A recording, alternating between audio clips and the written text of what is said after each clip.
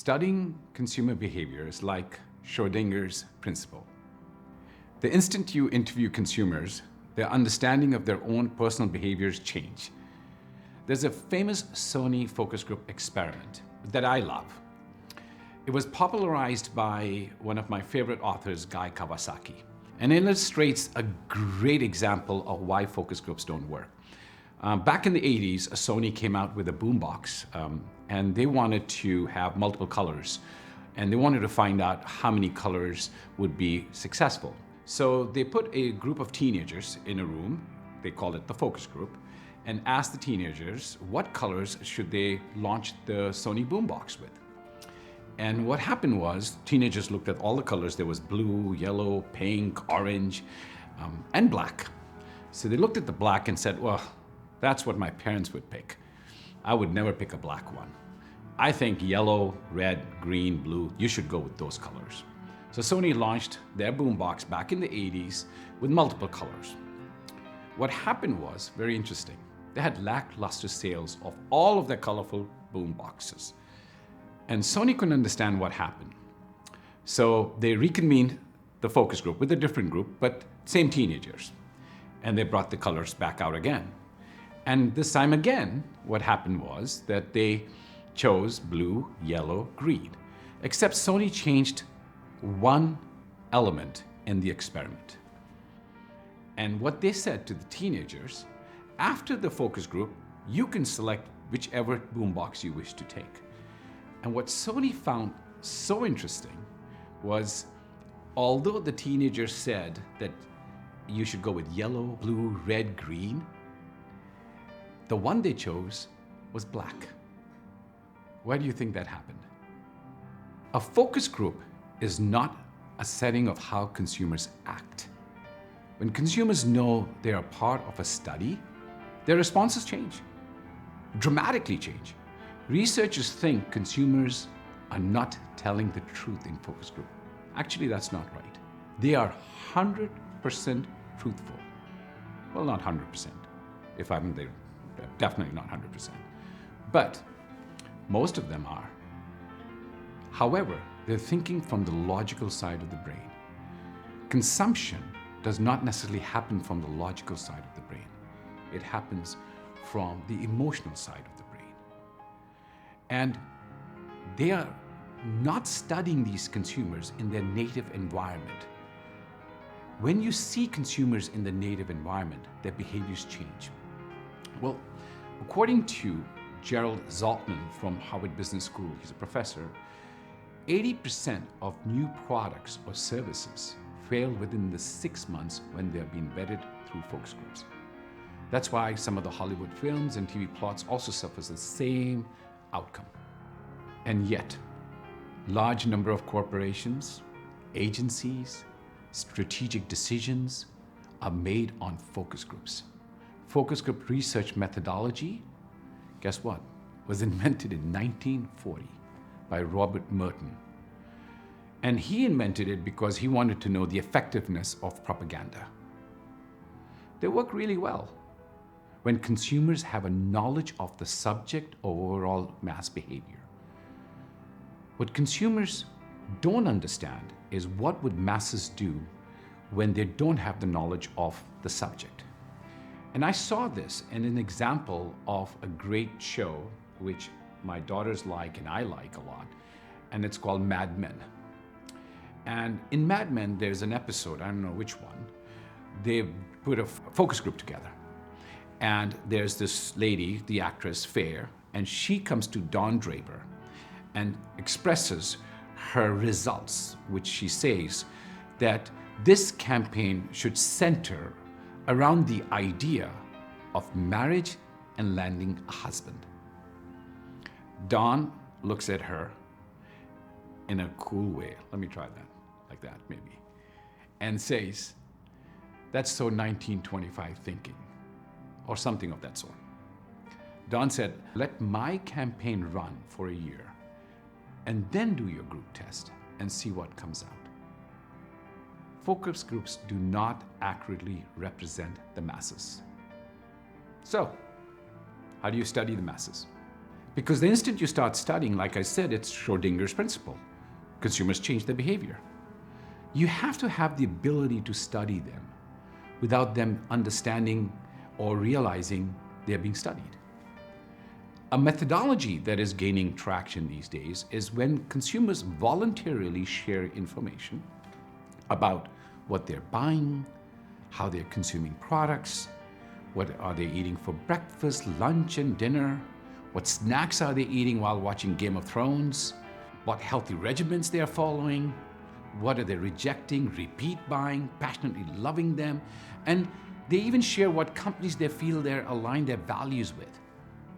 So the idea here is, how do you understand consumers, and what can we study when we have the ability to study large volumes of consumers?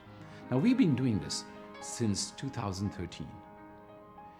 And what we have understood is that in our multiple projects that we've identified, we have come across several segments. And there are known segments. There are lots of research that are out there, but I'd like to share a couple of our own understanding, because when you study large volumes of consumer behaviors, volunteered consumer information, you start to see patterns in the data that sometimes don't come out in focus groups. So we know, and we've identified 4 such segments that I wish to talk to you about. And they start with the concept of consumerism. Next, I will share with you what we have found in our data over the last many years. But it's just not our data, it is also research that has been conducted for many, many years. But in our data, we are finding something very interesting about the segments I'm about to share with you. So there's the whole concept of consumerism. We are so immersed culture of consumption that living in a consumer society, a society in which large part of people's sense of identity and meaning is achieved through purchase and use of consumer goods and services, is really the definition of consumerism, okay? Which is great, because it drives economy, it drives satisfaction and happiness. It all comes through consumption, which is good. Nobody's doubting that and debating that. But what we've seen is there is several segments, and the way people are consuming products is changing. And there are several important elements of these segments that I wish to share with you today. So the first one, as you all probably know, is known as green consumerism. And there are many definitions of it. And there's this terminology also called voluntary simplicity, which I love. I think that's a really cool 2 words together. And green consumerism, for all of us, even for me, was, I thought, mostly related to things like packaging, sustainable elements related to, can we reuse certain elements or not? But what we're finding, green consumerism is changing. It is not the desire to just be sustainable or ecological factors, okay? Voluntary simplicity says, enough. I don't want more. It's not rejecting progress or living in some country or life of poverty. Actually, it's the opposite. You want good products, you want good services, but you don't want a whole lot of them. You don't want to live the point beyond further accumulation of consumer goods. What does that mean? Yes, from an ecological and social cost, it's just not desirable. But what does that actually mean?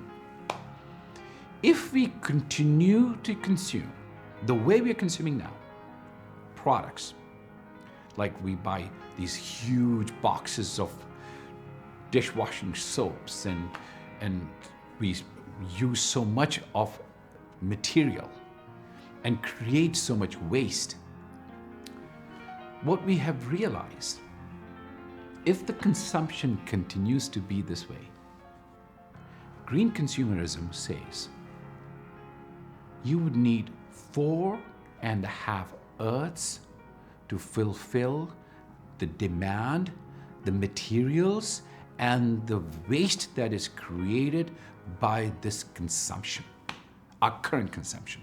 So what green consumerism talks about, they're saying it's not just about sustainability or stopping deforestation or child labor. Those are incredibly important, and that is the focus of green consumerism.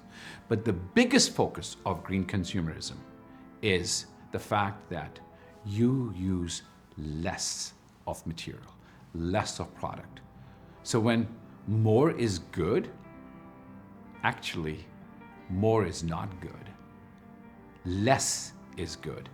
I've seen people, like, there are segments, like demographic segments, like Gen Zs, okay? Gen Zs would want high luxury, high price items, but they won't want more of it. They would want less of it. And that is something that is so interesting in green consumerism. So that's one segment that I really find fascinating. If consumer packaged good companies don't focus and don't understand that, they might just want to do sustainability, packaging, recycling stuff. Well, guess what? They're still not hitting the core message. Reduce and consume. That's what green consumerism is about. Okay. Now, the second consumerism, which is very near and dear to my heart, I find it fascinating. And that is the gender differences are blurring. Okay? Brian Goldner, CEO of Hasbro, understood that when they saw that 30% of My Little Pony designed for girls were actually being consumed by boys. In future, pink aisles, blue aisles are going to merge into a single aisle. And you know who's leading the baton in this? Again, Gen Zs are leading the baton. They understand that you cannot create products just for genders. There's no differentiation there. I have 2 daughters, I have a granddaughter. I want to give my granddaughter everything a boy kid would want. Why not? Who stops you from doing something like that? Well, 56% of Gen Zs know someone who's gender neutral.